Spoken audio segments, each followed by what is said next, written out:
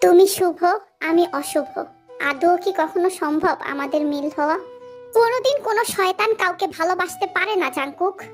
তবুও কেন এই শয়তানের মনে ভালোবাসার জন্ম দিয়েছিলে তুমি তে? कैसे कहूँ इश्क में तेरे कितना बेताब मैं, आंखों से आंखें मिला के चुरा। তুমি পুরোটাই অপবিত্র জাঙ্কুক, তোমার মধ্যে কোনো পবিত্রতা নেই।